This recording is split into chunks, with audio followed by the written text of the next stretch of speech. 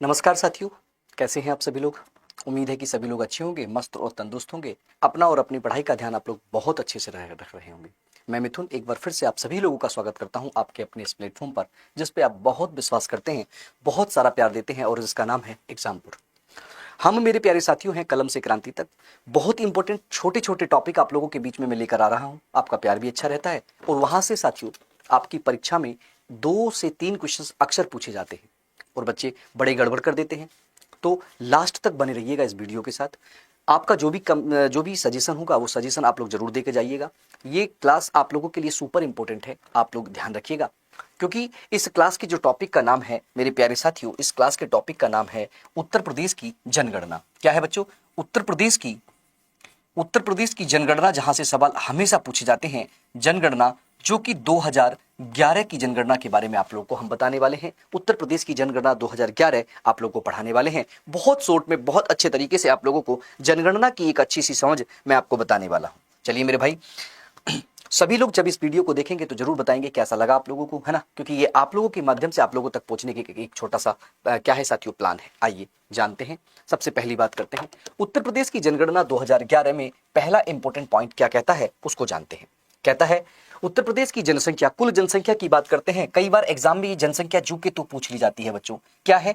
1998 12 341, 19 करोड़ 98 लाख 12,341। ऐसे याद करेंगे तो याद नहीं होगी। 1998 12 341 ऐसे याद करेंगे तो याद हो जाएगी। भारत की कुल जनसंख्या का कितना प्रतिशत है ये? अगर पूरे भारत की जनसंख्या की बात करें जो कि 2011 की जनसंख्या के अनुसार 121 है ना, 121 करोड़ के आसपास मानी जाती थी, उसका 16.5% हमारे उत्तर प्रदेश में स्थित है। अगला देखते हैं।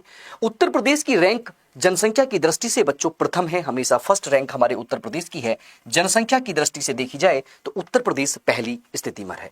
आगे देखते हैं। विश्व में केवल 5 देशों की जनसंख्या उत्तर प्रदेश की जनसंख्या से ज्यादा है। पूरे विश्व की बात कर रहे हैं, पूरे विश्व में 5 ही ऐसे देश हैं जो उत्तर प्रदेश से ज्यादा जनसंख्या रखते हैं। कौन कौन से हैं भैया?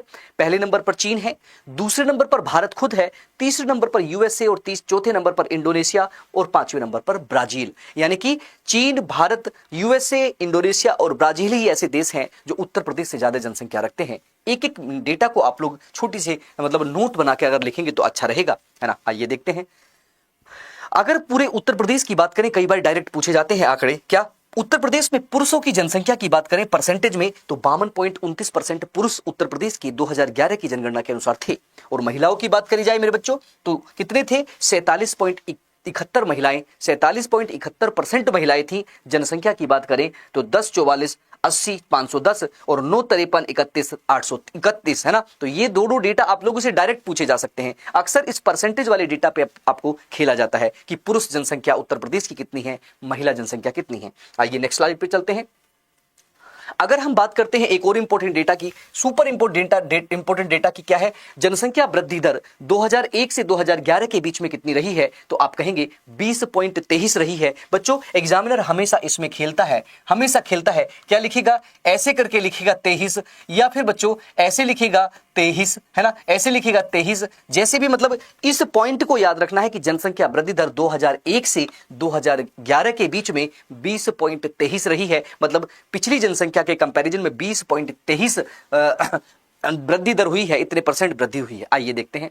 स्वतंत्रता के बाद सर्वाधिक जनसंख्या वृद्धि दर कब हुई है उत्तर प्रदेश की? जब स्वतंत्र हुए हम 1947 के बाद से सबसे ज्यादा जनसंख्या वृद्धि दर कब देखी गई? तो बच्चों कई बार सवाल पूछा जाता है कि भैया 1991 से लेकर 2001 के बीच सर्वाधिक जनसंख्या वृद्धि दर देखी गई, जबकि अगर हम 2011 की कंपैरिजन में करें तो 20.23 है। लेकिन इस डेटा को बच्चों, ये पिछली डेटा है कि सबसे ज्यादा जनसंख्या वृद्धि दर हुई कब, तो वो आपको देखने को मिलेगी 1991 से 2001 के बीच में। आइए मेरे प्यारे साथियों, 2011 की जनगणना के मतलब जनगणना में उत्तर प्रदेश के 71 जिलों में शुरू की गई थी। 71 जिलों में शुरू की गई थी, कई बार सवाल पूछेगा। लेकिन 2010 में उत्तर प्रदेश में 71 जिले थे, सबको पता है। लेकिन वर्तमान में 75 जिले हैं। तो बच्चों एक एक जिले को देखना होगा कि कौन सा जिला कैसे। देखिए 71 कहते 71 जिले थे और 72 जिले के रूप में अमेठी को बनाया गया, 73 के जिले के रूप में भापुड़ को बनाया गया, 74वें जिले के रूप में शामली को बनाया गया और 75 और सबसे नए जिले के रूप में आपके संभल को बनाया गया। तो बच्चों ये भी आपसे पूछ लिया जाता है कि 75वां जिला कौन बना है, सबसे नया जिला कौन बना है। और एक और डेटा मैं यहाँ पे लिख देता हूं, 76वां जिला बनेगा बच्चों, है ना। 76वां जिला कौन सा बनेगा आपको बता देता हूं, वो बनेगा कल्याण सिंह नगर। कल्याण सिंह नगर के नाम से, है ना, नगर के नाम से ये जिला आपको देखने को मिलेगा। ये अभी प्रस्तावित है, आप लोग देखिएगा, प्रस्तावित है, एग्जाम में सवाल पूछेगा तो आप तो ध्यान रखिएगा। नेक्स्ट स्लाइड पे चलते हैं। भारत में पहली बार जनगणना, बच्चों ये तो उत्तर प्रदेश के डाटा थे, अब ये जनगणना भारत के कंपेयर में भी तो पूछ सकता है। क्या पूछेगा, भारत में पहली बार जनगणना कब हुई थी? 1872 में लॉर्ड मेयो के काल में हुई थी। भारत की पहली जनगणना बच्चों कब हुई थी? पहली ये पूछ रहा है तो आपको 1972 मिलेगा।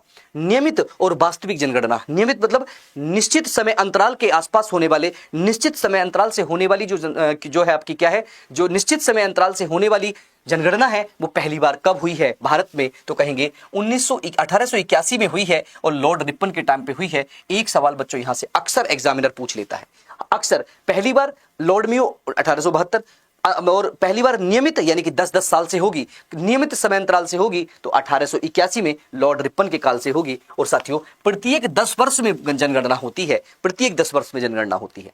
1921 की जनगणना को महान विभाजक वर्ष बोला गया। सवाल पूछता है 1921 की जनगणना को महान विभाजक वर्ष बोला गया, आपसे डायरेक्ट सवाल पूछता है। और देखिए ये भी कह रहा है 1911 से लेकर 1921 में जनसंख्या में 77 लाख की दर्ज की गई थी। 77 लाख मतलब 77 लाख की कमी दर्ज की गई थी, अभी तक हुआ नहीं लेकिन कमी दर्ज की गई है। देखिए 1931 में भारत में जाति आधारित जनगणना की गई थी, अंतिम बार 1931 में की गई थी। और अभी वर्तमान की बात करते हैं तो बिहार एक राज्य बना है, बिहार राज्य बना है जिसने जातिगत जनगणना की है। आप लोगों ने देखा होगा कंट्रोवर्सी, जनगणना केंद्र सरकार की जिम्मेदारी होती है, सवाल पूछता है।